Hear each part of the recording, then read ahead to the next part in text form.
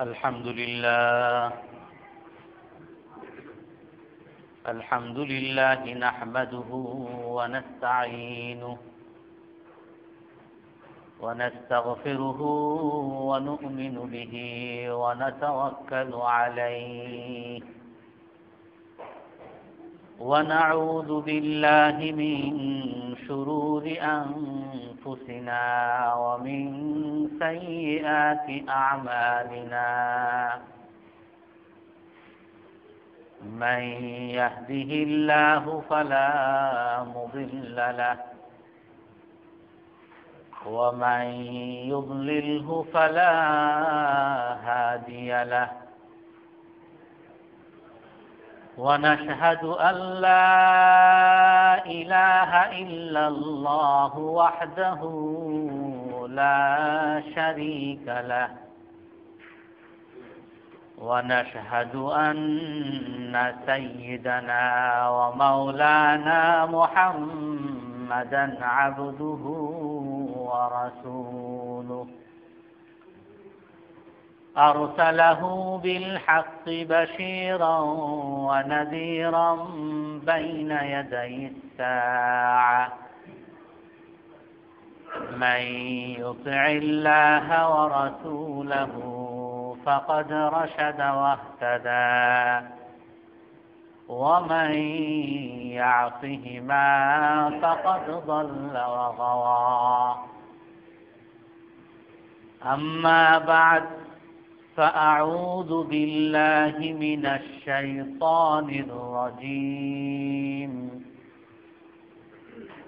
بسم الله الرحمن الرحيم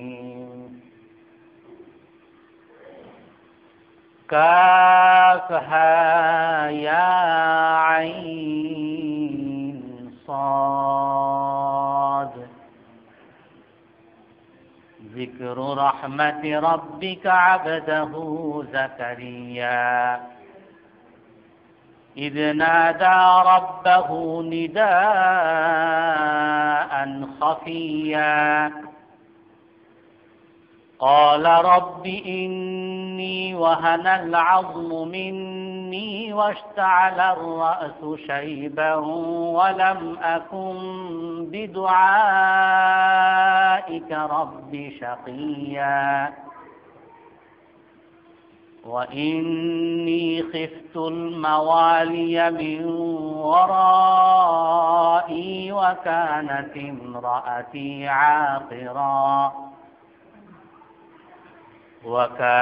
امرأتي عاقرا فهب لي من لدنك وليا صدق الله العظيم.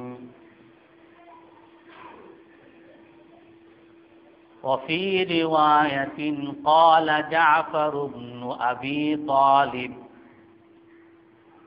لما طلبه ملك الحبشة قال أيها الملك كنا نأتي الفواحش ونأكل الميتة ونسيء الجيران ويأكل القوي منا الضعيف فكنا على هذا حتى بعث الله إلينا رسولا من نبينا نعرف نسبه وصدقه وأمانته وعفافه أو كما قال عليه الصلاة والسلام. সম্মানিত মুসল্লিয়ানে কেরাম,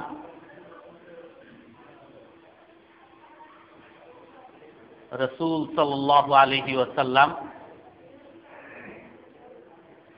যখন ইসলামের দাওয়াত নিয়ে দাঁড়ান তো রাসূল সাল্লাল্লাহু আলাইহি ওয়াসাল্লামের শুধু বিরোধিতাই করেন নাই, বিভিন্নভাবে প্রতিরোধ করেছে। রাসূল সাল্লাল্লাহু আলাইহি সাল্লামকে শারীরিক নির্যাতনও করেছে। আর শুধুমাত্র মক্কার কাফেররা রাসূল সাল্লাল্লাহু আলাইহি ওয়াসাল্লামের অতি শারীরিক নির্যাতন করেন নাই, সাধারণ মুসলমানের উপরও বর্বর নির্যাতন চালিয়ে যাচ্ছিল। শুধু নির্যাতন না, বরং মুসলিম নিধন চলছিল। তারা চাচ্ছিল যে এই পৃথিবীতে রাসূল সাল্লাল্লাহু আলাইহি ওয়াসাল্লাম বা রাসূল সাল্লাল্লাহু আলাইহি ওয়াসাল্লামের অনুসারী কোনো সাহাবী যেন পৃথিবীতে না থাকে।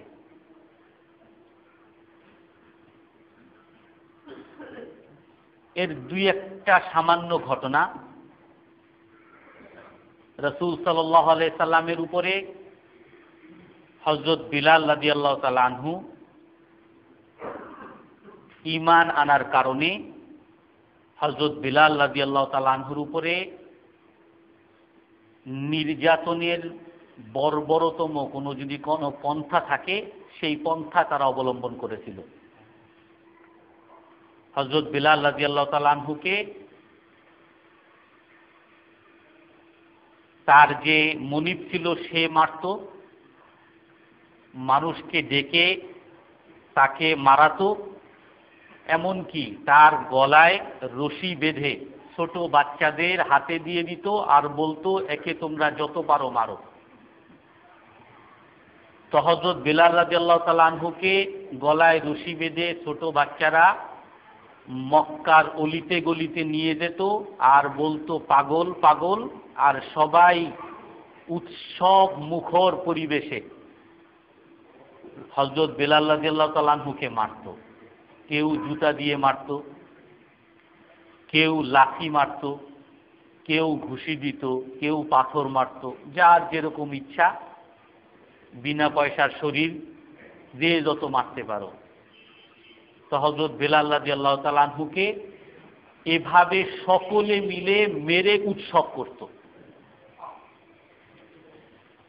তারপরে হযরত বিলাল রাদিয়াল্লাহু তাআলা আনহুকে এত মাইর দেওয়ার পরে জিজ্ঞাসা করত যে, এখন তুমি সেই যে বেদিন হয়েছো সেখান থেকে আমাদের দিনে ফিরেছো, তুমি কি মুহাম্মদের রবকে এখন অস্বীকার করো? তখন সে বলতো, আহত ক্ষত বিক্ষত শরীর, মুখ থেকে ভাষা প্রকাশ করার মতো শক্তি নাই, শুধু বলতো আহাদ আহাদ, এক আল্লাহ, আল্লাহ এক, আল্লাহ এক। তারপরে আরো নির্যাতন বেড়ে যেত। তারপরে মারতে মারতে মরুভূমির মধ্যে শুইয়ে দিত এবং তার ওই রক্তাক্ত শরীরে বালু ঢুকে, উত্তপ্ত বালু, সেটা দিয়ে কষ্ট পেত হযরত বিলাল রাদিয়াল্লাহু তাআলা আনহু কাতরাতেন, যাতে কাতরাতেও না পারে তার বুকের উপরে একটা বড় পাথর এনে দিয়ে দিতেন। আর হযরত বিলাল রাদিয়াল্লাহু তাআলা আনহু সেই পাথরের নিচেও, উত্তপ্ত বালুর উপরেও, কাতরাতে থেকেও যে কথা তার মুখ থেকে বের হতো সেটা হলো আহাদ আহাদ আহাদ, আল্লাহ এক, আল্লাহ এক। হযরত আম্মার ইবনে ইয়াসির রাসূল সাল্লাল্লাহু আলাইহি সাল্লাম ইসলামের দাওয়াত দেওয়ার পরে যেই পরিবার রাসূলের কথায় সাড়া দিয়ে ইসলাম গ্রহণ করেছিল, সেই পরিবারের নাম ছিল ইয়াসির পরিবার। হযরত ইয়াসির রাদিয়াল্লাহু তাআলা আনহু উনি নিজে ইসলাম গ্রহণ করেন, ওনার স্ত্রী সুমাইয়া রাদিয়াল্লাহু আনহা উনিও ইসলাম গ্রহণ করেন, ওনাদের ছেলে আম্মার ইবনে ইয়াসির সেও ইসলাম গ্রহণ করে। আর এই পুরো পরিবার ইসলাম গ্রহণ করার কথা শুনে নির্যাতন কি শুধু যুবকের উপরে হইতো? না, আম্মার ইবনে ইয়াসির তাকে ধরে নিয়ে আসলো, তাকে আচ্ছা করে মারলো। তার বৃদ্ধ বাবা ইয়াসির তাকে আনলো, তাকে মারলো। তার বৃদ্ধা মা তাকে আনলো, তাকে মারলো। আর মারার কি, সবাই মিলে মারতে থাকতো, মারতে মারতে মারতে মারতে মারতে হযরত ইয়াসির রাদিয়াল্লাহু তাআলা আনহুকে হত্যাই করে ফেলে। হযরত ইয়াসির রাদিয়াল্লাহু তাআলা আনহুকে লাঠি ঘুষি দিয়ে মারতে মারতে হত্যা করার পরে তার সামনে, কাদের সামনে মারছে? তার নিজের ছেলের সামনে, নিজের স্ত্রীর সামনে মেরে ফেলছে। বর্বরতা, পৈশাচিকতা আর কি থাকতে পারে? মেরে ফেলে এখন তার স্ত্রীর কাছে বলতেছে, তুমিও কি তোমার এই স্বামীর পরিণতি চাও, নাকি এখনো সময় আছে তুমি সেই মুহাম্মাদের রবকে অস্বীকার করো?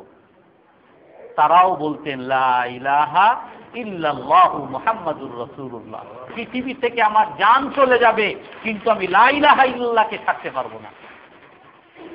এই কথা শোনার পরে তাদের রাগ আরো বেড়ে যেত। হযরত সুমাইয়া রাদিয়াল্লাহু তাআলা একজন মহিলা, তাকে মারার কত নির্মমতা হতে পারে, মারতে মারতে দেখে যে মরে না, সহজে মারতে হবে, একটা বর্শা নিয়ে লজ্জাস্থানে আঘাত করে ওই আবু জেহেল দুনিয়া থেকে বিদায় করে দেয়। আম্মার ইবনে ইয়াসির রাদিয়াল্লাহু আনহু তাকে এখন ধরছে, দেখো তোমার বাবাকেও মারছি, তোমার মাকেও মারলাম, এখন তুমি যদি আমাদের কথা না মানো তোমার পরিণতিও সেরকম হবে যেরকম পরিণতি তোমার বাবা এবং মায়ের হয়েছে। হযরত আম্মার ইবনে ইয়াসির বললেন লা ইলাহা ইল্লাল্লাহু মুহাম্মাদুর রাসূলুল্লাহ। মারতে থাকলেন, মারতে মারতে এখন মনে হচ্ছে যে তারা হযরত আম্মারকেও মেরে ফেলবেন, বাবাকেও মারছে, মাকেও মারছে, এখন তাকেও মেরে ফেলবেন। তখন শুধু একটু বললেন যে আমি তোমাদের প্রভুকেও মানি, তারপর তাকে ছাড়ছে। হযরত আম্মার দৌড়ে রসুলের কাছে চলে আসছেন যে রাসূল সাল্লাল্লাহু আলাইহি সাল্লাম, আমি জানি না আমি কোথায় আছি, আমি আপনার কাছে সমাধানের জন্য আসছি। বলে কি সমাধান? বলে আমার সামনে আমার বাবাকে মারছে, আমার মাকে মারছে, তারপর আমাকেও মারার জন্য তারা মারতে নিছিল, তারপর আমি তাদের সেই মৃত্যুর ভয়ে তাদের হাত থেকে বাঁচার জন্য আমি বলছি যে তোমাদের রবকেও আমি মানি। আমি কি এখন মুসলমান আছি নাকি মুসলমান নাই? আল্লাহর রাসূল বলেন মাযা ইয়াকুলু কলবুক, তোমার অন্তর কি বলে? বলে আমার অন্তর তো আল্লাহ ছাড়া, আমার অন্তরের মধ্যে আল্লাহ ছাড়ার কারো কোনো স্থান নাই। বলে ফা আনতা মুমিন, তাহলে তুমি মুমিন। মান কাফারা বিল্লাহি মিন বাদি ঈমানিহি ওয়ালাকিন মান শারাহা বিল কুফরি সাদরান ফাআলাইহি গাযাবুন। আল্লাহ তাআলা কোরআনের আয়াত নাযিল করেন, যদি কেউ এরকম বর্বরতম কোন নির্যাতনের সামনে বাধ্য হয়ে মুখে বলে ফেলে আল্লাহকে অস্বীকার করে, কিন্তু অন্তরে তার পূর্ণ ঈমান আছে, তাহলে আল্লাহ তাআলা তাকে মুমিন হিসাবে সত্যায়ন করতেছেন, সার্টিফিকেট দিতেছেন। এরকম নির্যাতন, এই নির্যাতনের অবস্থা দেখে রাসূল সাল্লাল্লাহু আলাইহি সাল্লাম সাহাবাদেরকে অনুমতি দিলেন যে কাফেররা, ইসলামের শত্রুরা তো মুসলিম নিধনের পিছনে লাগছে, মুসলিম শেষ করে ফেলবে, কোনো মুসলমান থাকতে পারবে না। সেই জন্য আল্লাহর রাসূল অনুমতি দিলেন যে তোমাদের মধ্যে যদি কেউ হিজরত করতে চাও, লাউ খারাজতুম ইলাল হাবশা ফাতাখরুজু, যদি কেউ হাবশায় হিজরত করতে চাও করতে পারো। ফাইন্না ফিহা মালিকান লা ইউযলামু ইনদাহু আহাদ, কারণ হাবশায় এমন এক রাজা আছে যার কাছে কেউ অত্যাচারিত হয় না, উনি একজন ন্যায় বিচারক রাজা, এবং ওনার কাছে গেলে ন্যায় বিচার পাওয়া যাবে, ওনার কাছে জুলুম অত্যাচারের শিকার হতে হবে না, বাঁচা যাবে। যদি কেউ যেতে চাও সেখানে যেতে পারো। তো রাসূল সাল্লাল্লাহু আলাইহি সাল্লামের এই অনুমতিটা মূলত যাতে মুসলিম একেবারে দুনিয়া থেকে নিঃশেষ না হয়ে যায়। মক্কার নির্যাতন যেভাবে চলতেছে যে মক্কায় কোনো মুসলমান আর রাখবে না, যদি আল্লাহ না করুক কিছু হয়, তাহলে কিছু মুসলমান হাবশায় এমন কিছু মানুষ যারা থাকে, যারা নাকি আল্লাহকে ডাকার মতো, রসুলের কথা বলার মতো কিছু মানুষ যাতে থাকে, সেজন্য কিছু মানুষ হাবশায় চলে যাওয়ার জন্য আল্লাহ রসুল অনুমতি দিলেন। তো তার মধ্যে বড় বড় সাহাবী ওসমান ইবনে আফফান, ওসমান ইবনে মাজউন, ওয়ালিদ ইবনে উতাইবা, জুবাইর ইবনে আওয়াম, মাসআব ইবনে উমাইর, বড় বড় অর্থাৎ বংশীয় যারা নেতৃস্থানীয় অনেক সাহাবী তারা হাবশায় হিজরত করলেন। এর দ্বারা ঐতিহাসিকরা বলেন যে হাবশায় হিজরত করা এটা কোনো পলায়ন না, যে নির্যাতনের ভয়ে আর পারতেছে না এই জন্য মুসলমানরা পালিয়ে হাবশায় চলে গেছেন। নির্যাতন চলতেছিল মূলত যারা নিম্ন শ্রেণীর সাহাবা ছিলেন, গোলাম শ্রেণীর, চাকর শ্রেণীর যারা ছিলেন তাদের উপরে মূলত নির্যাতন। যদি এটা পলায়ন হতো তাহলে ওই সকল চাকর শ্রেণীর যেই সাহাবারা ছিলেন তারা হিজরত করতেন, তারা হিজরত করেন নাই। বেলাল রাদিয়াল্লাহু তাআলা আনহু ছিলেন, অন্যান্য যত চাকর শ্রেণীর সাহাবারা ছিলেন তারা সবাই ছিলেন। হিজরত করতেন কারা? নেতৃস্থানীয় লোকরা, বংশীয় লোকরা। এর দ্বারা উদ্দেশ্য হলো যে সেখানে মূলত হিজরত করার উদ্দেশ্য হলো যদি এখানে মুসলিম নিধন হয়ে যায় তাহলে কিছু মুসলমান যাতে হাবশায় থাকে যারা আল্লাহ এবং আল্লাহর রসুলের দাওয়াত সারা পৃথিবীতে ছড়াতে পারে। আর হিজরত এটা কোনো মজার ব্যাপার না। হিজরত মানে হলো নিজের সম্পদ, নিজের বাড়ি, নিজের ঘর, নিজের ব্যবসা সব কিছু ত্যাগ করে চলে যাওয়া, বাড়ি ঘর ত্যাগ করে চলে যাওয়া।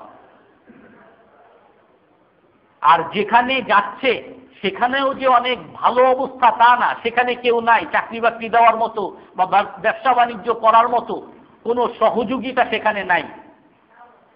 সেখানে শুধুমাত্র হিজরত করতেছেন কেন? আল্লাহর জন্য। আমরাও হিজরত করি, আমাদের দেশে এখনো অনেক হিজরত আছে। বাংলাদেশ থেকে পুরা ফ্যামিলি নিয়ে ব্যাগেজ আমেরিকা পাড়ি দেয়, কানাডা পাড়ি দেয়। ওইখানের একটা মাল্টিপল ভিসা যদি হয় এর চেয়ে আর সুবর্ণ সুযোগ আমাদের বাংলাদেশের জন্য আর কিছু হইতে পারে না। সবাই ওই হিজরত করে, দুনিয়ার হিজরত। ওইখানে গেলে আমার মনে হয় দুনিয়া ফিরে যাবে, আমি বড় লোক হয়ে যাব। আর আমাদের দেশের এইখানের বড় বড় ডাক্তাররা আমেরিকা কানাডায় গিয়ে ওই তেলের পাম্পে তেল দেয় আর গাড়ি মুছে, আর ওইখানে গিয়ে ভাগ্য পরিবর্তন করে ফেলে। তো এই হিজরত, বাড়িঘর ত্যাগ করা আমরা যা করি বা যারা করতেছে দুনিয়ার জন্য। অনেক অনেক পরিবারকে এমন দেখা যায় এখান থেকে চলে যাওয়ার পরে তারা নামাজি ছিলেন, ছেলেমেয়েরা নামাজি ছিল, সুন্নত অনুযায়ী চলতো, আর ওইখানে যাওয়ার পরে ওই পরিবেশে যা হওয়ার তাই হয়। ছেলেও বাবাকে মানে না, আর মেয়েও 12টার পরে সে বাইরে থাকবে। যদি কোনোদিন বাবা বলে যে তুমি রাত 12টার পরে বাইরে কেন, পুলিশকে ফোন দিয়ে দিবে যে আমার বাবা আমার অধিকার নষ্ট করতেছে। তো রাসূল সাল্লাল্লাহু আলাইহি সাল্লাম হিজরত করতে বলছেন, বাড়ি ঘর ত্যাগ করতে বলছেন, আর সাহাবায়ে কেরাম করতেন দুনিয়ার কোনো লোভে, দুনিয়ার কোনো আশায়, দুনিয়ার কোনো স্বার্থে, একমাত্র আল্লাহকে সন্তুষ্টি করার উদ্দেশ্যে, একমাত্র ইসলামকে রক্ষা করার উদ্দেশ্যে হাবশায় চলে গেছেন। ওখানে যাওয়ার পরে প্রথমে তো 12 জন গেছেন, তারপরে আবার তারা ফিরে আসছিলেন, তারপরে আবার গেছেন। পর্যায়ক্রমে ওখানে প্রায় 82 জন বা 83 জন পুরুষ আর কিছু মহিলা, 14-15 জন মহিলা, 101-এর উপরে 101-এর মতো সাহাবায়ে কেরাম সেখানে হিজরত করেছেন। তো সপ্তম হিজরিতে তারা আবার ওখান থেকে চলে গেছেন মদিনায়। তার আগে যখন মক্কা থেকে একটা বড় সংখ্যক আর বড় নেতৃস্থানীয় লোকরা যখন নাকি হাবশায় হিজরত করছে, তখন মক্কার কাফেরদের মধ্যে এখন একটা ভীতির সঞ্চার হয়েছে যে আমাদের এক তো হলো আমাদের নেতৃস্থানীয় লোকরা, ভালো ভালো লোকরা সব আমাদের দেশ থেকে অন্য দেশে চলে যাচ্ছে, আমাদের মেধা অন্য দেশে চলে যাচ্ছে। 2 নাম্বার হলো যে তারা আমাদের ভদ্র সমাজের মানুষ সবাই হাবশায় যাচ্ছে, সেখানে গিয়ে তাদের কথায় যদি তারা আমাদের বিরুদ্ধে তাদেরকে প্ররোচিত করে, কোনো সময় যদি হাবশার বাদশা যদি আমাদের বিরুদ্ধে কোনো পদক্ষেপ নেয়, তো সেই পদক্ষেপের মোকাবেলা করার সামর্থ্য তো আমাদের নাই। এই জন্য এটার একটা এখনই বিহিত করতে হবে। তো সেই জন্য কি করলেন, যে 2 জন প্রতিনিধি পাঠানো হইল, মক্কার কাফেরদের পক্ষ থেকে 2 জন প্রতিনিধি, আমর ইবনুল আস আর একজন হল আম্মার ইবনুল ওয়ালিদ, আর কোন কোন রিওয়ায়াত আছে ওয়ালিদ ইবনে উতাইবা, এই 2 জন। তো 2 জনকে পাঠানো হইতে তাদের কাছে অনেক উপটৌকন, আর উপটৌকন ছিল তখনকার হাবশার যারা রাজা শ্রেণীর ছিল তাদের কাছে পছন্দ ছিল বিভিন্ন চামড়া। আমাদের দেশে অনেকের বাসায় দেখা যায় হরিণের চামড়া, তারপরে বিভিন্ন পশুর চামড়া তারা ঝুলিয়ে রাখে, এটা একটা ঐতিহ্য। তো তারা বিভিন্ন চামড়ার পণ্যের অনেক জিনিস তারা পছন্দ করত। তো অনেক চামড়া, এর সাথে আরো উপটৌকন নিয়ে তাদেরকে পাঠানো হইল, এই 2 জনকে নিয়ে, যে তোমরা বাদশাকে কিছু উপটৌকন দিবা, আর বাদশার আশেপাশে কিছু পাদ্রী আছে তাদের কাছে উপটৌকন দিবা। সেই উপটৌকন নিয়ে প্রথমে পাদ্রীদের সাথে দেখা করলো, তাদেরকে অনেক উপহার দিল, আর উপহার দেওয়ার পরে তাদেরকে বলল কি, যে কাদ নাযা ইলাইকুম সুফাহা মিন্না কাদ তারাকু দীনানা ওয়া লাম ইয়াদখুলু ফি দীনিকুম ওয়াবতাদাউ দীনান জাদীদান, যে আমাদের এলাকার কিছু বোকা মানুষ তোমাদের দেশে আসছে, তারা আমাদের বাপ দাদার ধর্ম ছেড়ে দিয়েছে, তারা বেদিন হয়ে গেছে, এবং তোমাদের ধর্মেও, তাদের ধর্ম ছিল খ্রিস্টান ধর্ম, এবং তোমাদের ধর্মেও তারা প্রবেশ করে নাই, তারা নতুন একটা ধর্ম আবিষ্কার করছে। অতএব তাদেরকে আমাদের কাছে ফিরিয়ে দাও, কারণ তাদের সম্পর্কে তাদের যারা বাপ চাচারা আছে, আমাদের বংশের লোকেরা তাদের সম্পর্কে খুব ভালো করে জানে, তাদেরকে কিভাবে সঠিক করতে হয়, সঠিক পথে আনতে হয়, সেটাও তারা খুব ভালো করে জানে। এই জন্য পাদ্রীরা, আমরা যখন বাদশার কাছে যাব তোমরা সবাই সমর্থন দিবা, বলবা যে হ্যাঁ তাদেরকে ফেরত দেওয়া হোক, না হলে তোমাদের দেশেও এরকম ফাসাদ সৃষ্টি করতে পারে, যেরকম আমাদের দেশে তারা বিভিন্ন জনকে বোকা বানিয়েছে, তোমাদের দেশেও এরকম বোকা বানানো শুরু করবে। তো পাদ্রীদের কাছে আলাদা আলাদা গিয়ে ওই ঘুষ দিতেন। ঘুষ দেওয়ার পরে পাদ্রীরা সবাই বলছে যে ঠিক আছে আমরা বলবো। তো বাদশার কাছেও উপহার পাঠানো হয়েছে, বাদশাহ উপহার দেখে অনেক খুশি হয়েছেন। তো খুশি হওয়ার পরে তাদেরকে সময় দেওয়া হয়েছে, সেখানে পাদ্রীরাও সবাই আসছে। তারপরে তাদেরকে বলা হইলো যে কি ব্যাপার, বলো কেন আসছো তোমরা, কি উদ্দেশ্য? তখন তারা ওই কথাই বলতেছেন যে আমাদের এলাকা থেকে কিছু বোকা লোক আপনার দেশে আসছে, আর তারা আমাদের বাপদাদার ধর্ম ছেড়ে দিয়েছে, আপনাদের ধর্ম খ্রিস্টান ধর্মেও তারা প্রবেশ করে নাই, তারা নতুন এক ধর্ম আবিষ্কার করছে, এর দ্বারা আমাদের দেশেও অশান্তি সৃষ্টি করছে, আপনাদের দেশেও তারা অশান্তি সৃষ্টি করবে, অতএব তাদেরকে আমাদের কাছে ফিরিয়ে দেন। এখন এই কথা বলার পরে পাদ্রী যাদেরকে আগেই ঘুষ দিয়ে আগেই ঠিকঠাক করে রাখছিল, তারা সবাই বলা শুরু করলো, হ্যাঁ হ্যাঁ বাদশা, সাল্লিমহুম ইলাইহিম, তাদেরকে অবশ্যই তাদের কাছে সোপর্দ করে দেন, এরা আমাদের দেশে আরো নষ্ট করবে, আমাদের দেশে অশান্তি সৃষ্টি করবে, আপনি তাদের কাছে সুপর্দ করে দেন। বাদশা ছিলেন ন্যায় বিচারক বাদশা। তো বাদশা বলতেছেন, লা উসাল্লিমুহুম ইলাইহিম আবাদা হাত্তা আতাকাল্লামা মাআহুম, আমি কখনো তাদের কাছে সুপর্দ করব না যতক্ষণ না আমি তাদের সাথে কথা বলবো। তারা কেন এখানে আসছে, আমার দেশে আসছে অতিথি হিসাবে, আমি তাদের কথা না শোনা পর্যন্ত আমি তাদের কাছে সুপর্দ করব না, তাদেরকে ডাকো।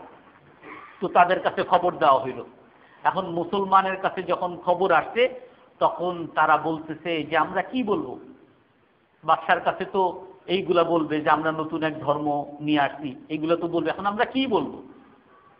তখন হযরত জাফর ইবনে আবি তালেব বললেন যে তোমরা যদি অনুমতি দাও আমি তোমাদের মুখপাত্র হিসেবে কাজ করি। বলে হ্যাঁ অনুমতি দিলাম। বলে আমি ওই রকমই বলতে চাই, কামা আল্লামানা রাসূলুল্লাহ সাল্লাল্লাহু আলাইহি ওয়াসাল্লাম ওয়া কামা আমারানা রাসূলুল্লাহ সাল্লাল্লাহু আলাইহি, আমাদেরকে যেভাবে আল্লাহ রাসূল শিখাইছেন, আল্লাহ রাসূল যেভাবে আমাদেরকে আদেশ করেছেন সেগুলোই আমরা বলবো, কায়না মা কান, যা হওয়ার হবে, আল্লাহ আমাদের সহযোগিতা করবেন। বলে ঠিক আছে। তারপরে হযরত জাফর রাদিয়াল্লাহু তাআলা আনহুকে যখন ডাকা হইল, তার সাথে সাহাবারা যখন ঢুকলেন, তার দরবারের নিয়ম ছিল দরবারে সবাইকে মাথা নিচু করে সেজদারত অবস্থায় তার দরবারে ঢুকতে হইত।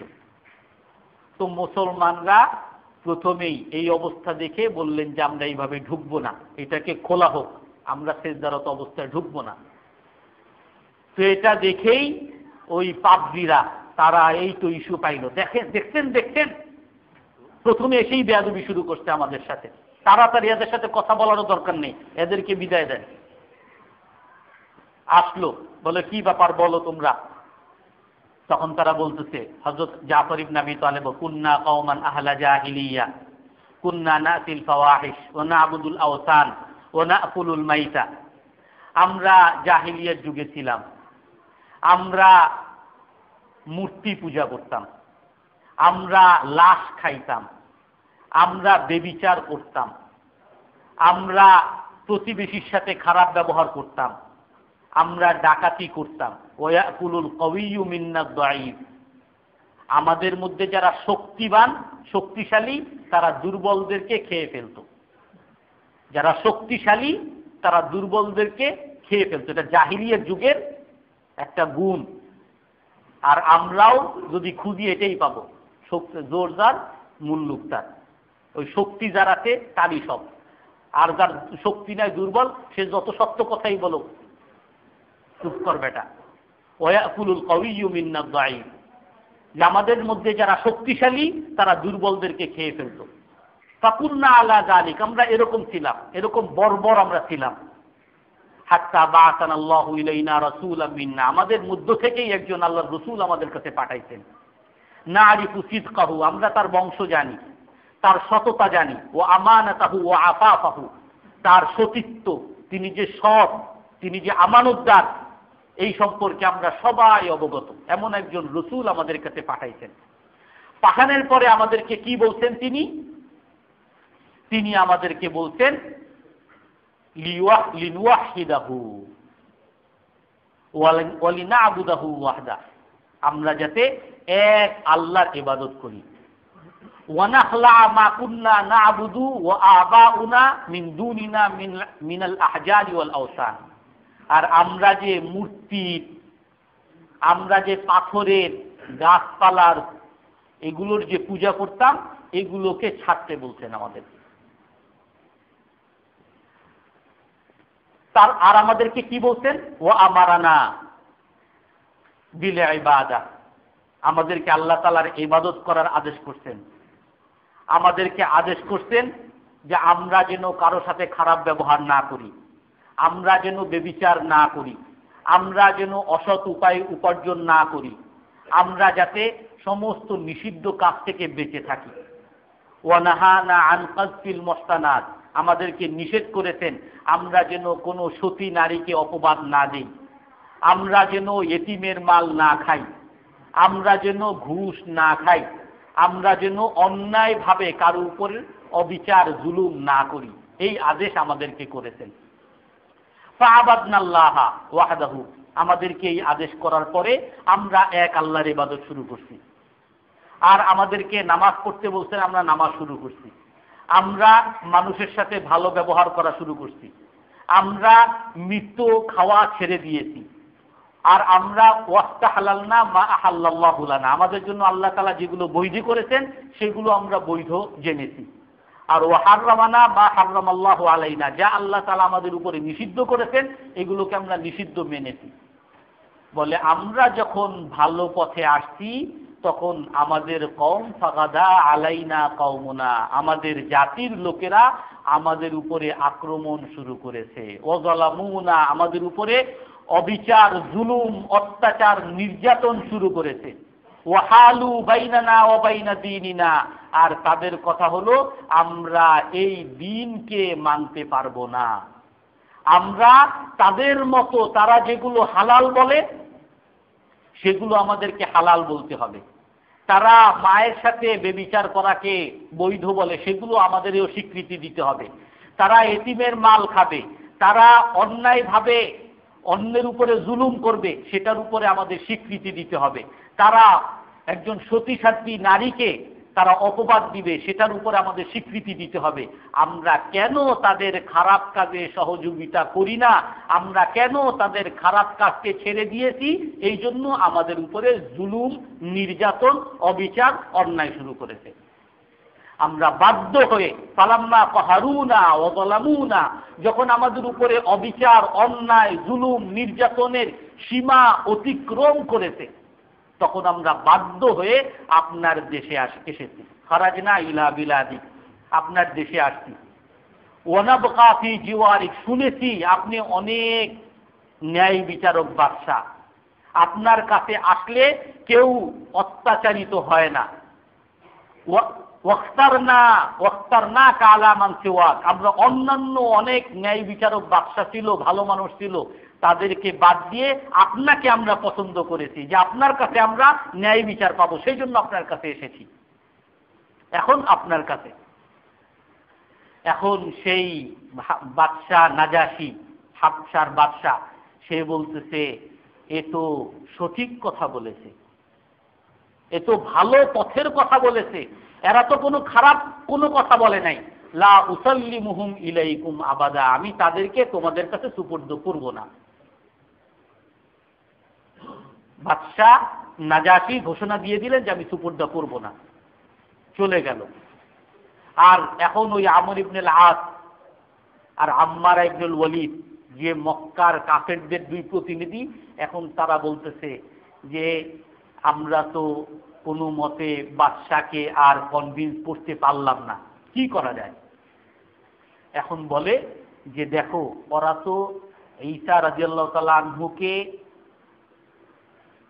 খোদা মানে, বাদশারা খ্রিস্টানরা ঈসা রাদিয়াল্লাহু তাআলা আনহুকে খোদা মানে, আর এরা মুহাম্মদ সাল্লাল্লাহু আলাইহি সাল্লাম এবং এর অনুসারীরা তাকে তো আল্লাহর ছেলে বা খোদা মানে না।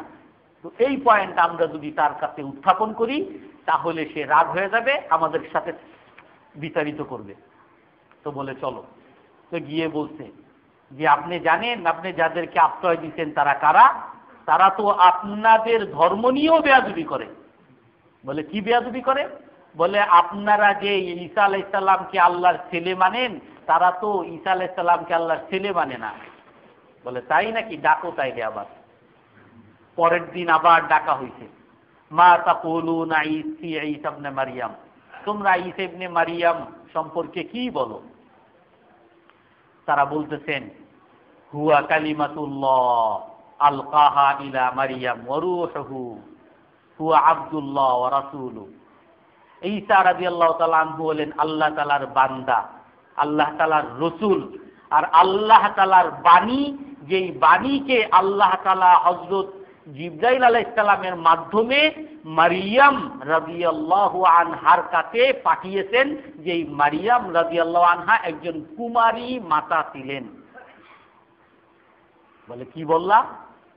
তারপরে হযরত জাফর রাদিয়াল্লাহু তাআলা আনহু আয়াত পড়া শুরু করলেন। কাফহা ইয়া আইন সাদ যিকরু রাহমাতি রাব্বিকা আবদাহু যাকারিয়া إذ نادى ربه نداء خفيا قال رب إني وهن العظم مني واشتعل الرأس شيبا ولم أكن بدعائك رب شقيا وإني خفت الموالي من ورائي وكانت امرأتي عاقرا فهب لي من لدنك وليا। আরো অনেকখানি প্রায় 2 পৃষ্ঠা পড়েছেন। তার মধ্যে শেষের দিকে আছে যে ফাহামালাতহু ফানতাবাযাতহু মাকানান কাসিয়া। আল্লাহ তাআলা হযরত জিবরাইল আলাইহিস সালামকে যখন পাঠান, আর তখন বলে যে আল্লাহ তাআলা আপনার কাছে বাচ্চা পাঠাইছেন, সে বলে যে আমি তো একজন কুমারী মেয়ে, ওয়ালাম ইয়ামসাসনি বাশারুন ওয়ালাম আকু বাগিয়া, আমি তো কোনো খারাপ মেয়ে না, বেবিচারী মেয়ে না, আমাকে কোনো পুরুষ স্পর্শ করে নাই, আমার ছেলে হবে কিভাবে? কলা কাযালিকি কলা, আল্লাহ তাআলা এভাবেই করবেন, আল্লাহ তাআলা এভাবেই তোমাকে সন্তান দান করবেন। আর যখন পেটে বাচ্চা হয়েছে, বড় হয়েছে, তখন লোক লজ্জার ভয়ে পারতেছেন না। ফাহামালাতহু ফান্তাবাযাত বিহি মাকানান কাসিয়া, অনেক দূরে এক জায়গায় চলে গেছেন। ফাআজাহাল মাখাদু ইলা জিযইন নাখলা ক্বালাত ইয়া লাইতানি মিতু ক্বাবলা হাযা। ওখানে যখন তার বাচ্চা ভূমিষ্ঠ হলো, তখন হযরত মারিয়াম রাদিয়াল্লাহু আনহা বলতেছেন, ইয়া লাইতানি মিতু ক্বাবলা হাযা ওয়া কুনতু নাসিয়া, আমার আজকে বাচ্চা হওয়ার আগে আমি যদি মরে যেতাম। আমি এখন মানুষের কাছে মুখ দেখাবো কিভাবে? মানুষ তো কেউ বিশ্বাস করবে না যে আমি যে একজন সতী নারী, কেউ তো বিশ্বাস করবে না। বিশ্বাস করানোর কোনো উপায়ও তো নাই। কলা, বাচ্চা যখন নিয়ে গেছে, বাচ্চা জিজ্ঞেস করে একে, বাচ্চা ওই ছোট বাচ্চা ওই কোল থেকে বলা শুরু করছে, ইন্নী আব্দুল্লাহ, আমি আল্লাহর বান্দা, আল্লাহ তাআলা আমাকে রসুল হিসাবে পাঠাইছেন। এই আয়াতগুলো যখন নাকি হযরত জাফর রাদিয়াল্লাহু তাআলা আনহু তেলাওয়াত করলেন, হযরত ওই নাজাশী বাদশা মালিকুল হাবশা, ওনার চোখ থেকে ঝরঝর করে পানি পড়তে রইল। আর ওই আশেপাশে যত পাদ্রী ছিল, সকল পাদ্রীর চোখ থেকে ঝরঝর করে পানি পড়তে রইল।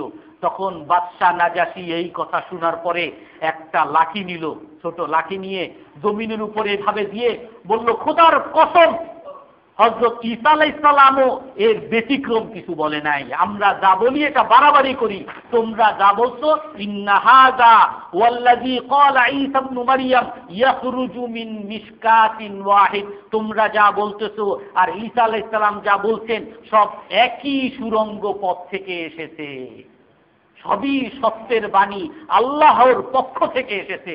অতএব তোমরা আমার কাছে থাকো। আর সেই বাদশা নাজাশী তখন ঘোষণা দিলেন কি, ইন আশহাদু আন্নাহু রাসূলুল্লাহ ওয়া ওয়াজাদনাহু ফিল ইনজিল, আমি সাক্ষ্য দিতেছি যে এই মুহাম্মদ সাল্লাল্লাহু আলাইহি সাল্লাম আল্লাহ তাআলার রাসূল। আমি এই রসুলের বিবরণ তোমরা যা দিয়েছো, আমি হুবহু এরকম বিবরণ ইনজিলের মধ্যে পেয়েছি। ওয়াল্লাহি লা আতাইতুহু ওয়াল্লাহি লাউ মা কুনতু মা আনা মিনাল মুলকি ফীহি লা আতাইতুহু, আমি যেই রাজত্বের দায়িত্ব আমার উপরে, আমি যে রাজা, আমি যদি এই হাবশা, এই হাবশার যদি ইথিওপিয়ার সম্রাট যদি আমি না হতাম, আমি নিজে রাসূল সাল্লাল্লাহু আলাইহি সাল্লামের কাছে যেতাম এবং তার কাছে গিয়ে কুনতু আহমালুনা আলাইহি, আমি রাসূলের জুতা বহন করতাম। ওই বাদশা নাজাশী ইসলাম গ্রহণ করে ফেলছে। আর এই কথা দেখে ওই যে পাদ্রীরা, তারা এরকম মাথা নাড়া শুরু করছে, আর আপনি কি করতেছেন? তখন ওই বাদশা নাজাশী বলে, হে পাদ্রীরা, তোমরা মাথা নাড়াও, আমার কথা বিশ্বাস করো, আমার কথা স্বীকার করো বা না করো, আমি যেটা বলতেছি সেটাই সত্যি। আর হযরত ঈসা আলাইহিস সালাম এরকমই বলছেন, এর চেয়ে বেশি কিছু বলেন নাই। তো তখন তাদেরকে বললেন, আনতুম আমিনুনা আহরার, তোমরা মুক্ত, তোমরা নিরাপদ, তোমরা যেখানে ইচ্ছা সেখানে থাকবা, তোমাদের কোনো ধরনের বাধা যদি আসে আমার কাছে সাথে সাথে তোমরা চলে আসবা। সব ধরনের উপটৌকন যা তার কাছে দেওয়া হয়েছিল সব তাদেরকে ফেরত দেওয়া হইল। আর ফেরত দিয়ে বলা হইল যে আমি ঘুষ নেওয়ার রাজা নই, আমি ন্যায় বিচারক রাজা। আমার কাছে যারাই সত্য কথা বলবে, যারাই ন্যায় কথা বলবে, তাদের মূল্য আমার কাছে থাকবে, সেই সত্য কথা আমার বিরুদ্ধেই হোক না কেন। তো তাদেরকে ফিরিয়ে দিল। আর মুসলমান সেখানে সাহাবায়ে কেরাম সেখানে 7ম হিজরি পর্যন্ত ছিলেন। মক্কা মদিনায় রাসূল সাল্লাল্লাহু আলাইহি সাল্লাম এবং সাহাবায়ে কেরাম যাওয়ার পরেও অনেক দিন, একেবারে মক্কা বিজয়ের আগে হুদাইবিয়া সন্ধির পরে গিয়ে তারা হাবশা থেকে গিয়েছেন। এত লম্বা সময় থাকার অর্থ হলো এইটা যে সাহাবায়ে কেরাম ওখানে পলায়ন করে যান নাই, ওখানে তারা গিয়েছেন দাওয়াতের কাজে এবং ওখান থেকে তারা মানুষকে দাওয়াত দিয়েছেন, ওখানেও একটা পরিবেশ তৈরি করে রেখেছেন। আল্লাহ তাআলা আমাদের সকলকে ওই ইসলামের দাওয়াতের দায়ীর কাজ করার তৌফিক দান করেন। যারা সুন্নত পড়ি নাই সুন্নত পড়েন।